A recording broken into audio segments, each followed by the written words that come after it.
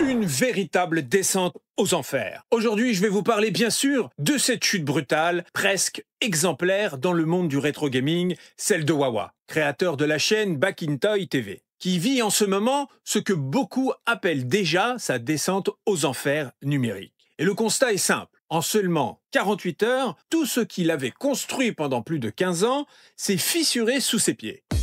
Je pense qu'effectivement, hier, j'étais un peu à chaud. Je ne pensais pas. Mais après, on voit. Et je pense que j'étais dans l'émotion hier. Wawa, c'était une figure du rétro. Respecté, admiré, presque intouchable pour beaucoup. Le gars qui faisait rêver avec ses visites de collection, ses vidéos dans les salons, son ton passionné, son côté « je vis pour le jeu vidéo ». Mais en 2 jours, tout a basculé. Alors tout est parti d'une vidéo faite à chaud. Là, j'arrive vraiment, là, je me mets en mode, voilà, je prends mon téléphone, je dis, allez, vas-y, tu vas faire cette vidéo.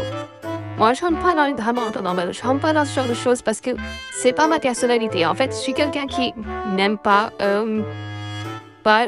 qui aime pas créer des dramas. Mais je suis quelqu'un de base qui est plutôt cash, qui dit les choses. J'ai pas la langue dans ma poche, en fait, et quand j'aime pas quelqu'un, je le dis. Après un conflit avec un autre créateur, Conquerax, une querelle autour de tournage, de collection, d'exclusivité. Mais au lieu de gérer ça calmement, Wawa a explosé. Il a sorti une vidéo confuse, tournée dans l'émotion et surtout sans recul. Et sur YouTube, une vidéo impulsive, c'est souvent une bombe à retardement. Les chiffres parlent d'eux-mêmes, plus de 600 désabonnements en moins de 48 heures.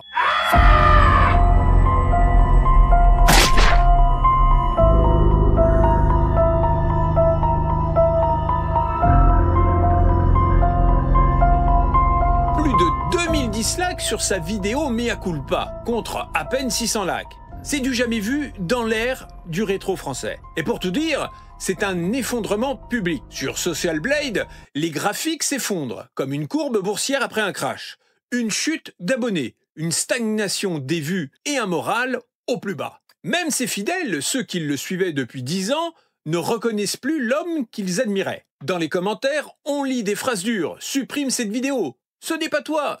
Tu te tires une balle dans le pied. Et puis, il y a ce mea culpa. J'ai des torts, oui, dans ce que j'ai dit, éventuellement, oui, je reconnais.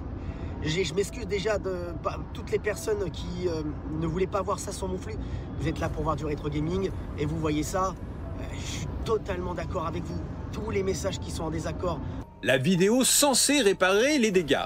On y voit un Wawa fatigué, au volant de sa voiture, visiblement éteint, les traits tirés. Il parle doucement, tente de se justifier, mais le mal est déjà fait. Parce que sur YouTube, la perception est plus forte que les mots. Et ce que les gens ont vu, c'est un homme perdu, dépassé par son propre personnage. Il faut le dire, les choses franchement, Wawa a mal joué. Il a voulu contrôler un territoire, celui du rétro et des visites de collection. Alors que ce format, il ne l'a pas inventé. Les plus anciens le savent. Le concept vient à la base de Padawan HD, bien avant lui. Wawa l'a perfectionné. Oui, il en a fait une marque, un style. Mais de là à revendiquer une exclusivité morale sur des collections filmées, c'était une erreur stratégique. Et cette erreur, elle lui coûte très cher aujourd'hui. Parce qu'à vouloir défendre un trône, il a perdu son royaume. Les gens ne le voient plus comme un passionné, mais comme un homme d'affaires crispé, attaché à ses privilèges, à ses codes, à son image. Le public sent ces choses-là. Et quand un créateur commence à paraître fermé, suffisant ou sur la défensive, la sanction tombe vite.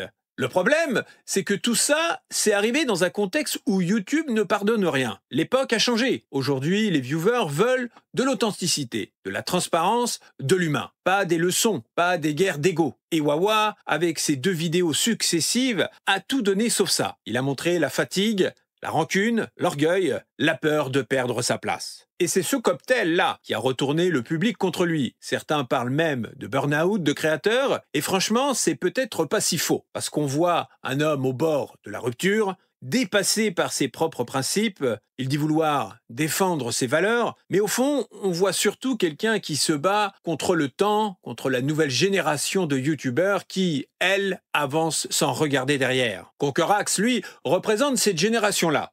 Un ton plus moderne, une approche plus légère, plus collaborative. Et dans ce duel d'époque, Wawa a voulu montrer qu'il restait le patron. Mais le problème, c'est qu'il a voulu le prouver en se mettant au-dessus, pas avec son travail. Et sur YouTube, c'est la pire erreur. Le public décide, pas le créateur. Aujourd'hui, Wawa paie la note. Et ce qui est terrible, c'est que sa chaîne Back in Toy TV était une référence, une archive vivante du jeu vidéo. Mais dans l'esprit des gens, cette image-là vient d'être éclaboussée. On ne parle plus de ses interviews, de ses reportages, ni de son ancien professionnalisme. On parle de ses vidéos drama, de ses crises d'ego, de ses mea culpa ratés. C'est dur, mais c'est comme ça. C'est un peu comme si, à force de vouloir prouver qu'il était unique, il avait oublié d'être lui-même. Et YouTube, c'est impitoyable avec ça. Un seul faux pas et la machine s'emballe. Les dislikes s'accumulent, les vues s'effondrent, les abonnés fuient, et plus vous essayez de vous justifier, plus vous alimentez la tempête. D'ailleurs, beaucoup comparent cette affaire à l'affaire Paprium,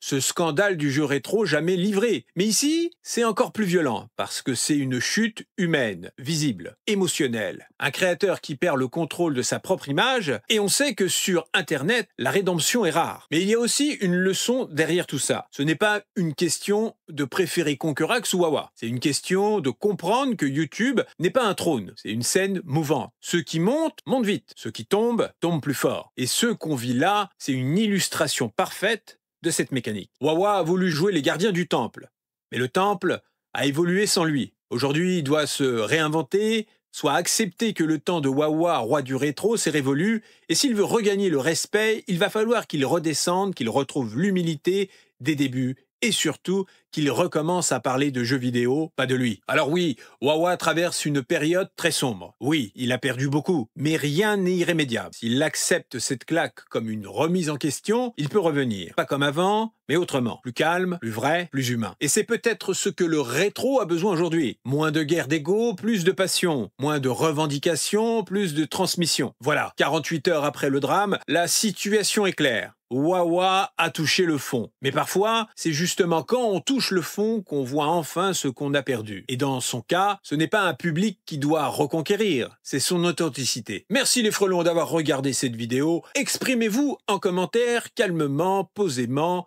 et surtout sans haine. Parce qu'au fond, cette histoire, c'est un miroir. Elle parle de nous, de nos attentes, de notre rapport au créateur, à la sincérité et à l'image. Et si ce monde du rétro veut survivre, il va falloir qu'il retrouve ce qu'il avait au départ. La passion, pas la possession. Bon bah voilà les amis, vidéo terminée, j'espère que ça vous a plu. Pensez au pouce, ça mange pas de pain, à liker, à vous abonner si c'est pas déjà fait, et puis je vous dis évidemment à bientôt chez Paravec, épée sur terre. En fait, j'aime pas créer des dramas, j'aime pas faire les choses. Souvent, il y a des gens qui parlent sur moi, je dis ouais, je m'en fous, je dis rien et tout ça. Mais quand c'est récurrent et quand c'est pas la première fois que ça se passe, et je vais vous expliquer ce qui s'est passé, ben je me dis non en fait, c'est vrai qu'on me voit pas m'exprimer souvent, mais je suis quelqu'un de base qui est plutôt cash, qui dit les choses.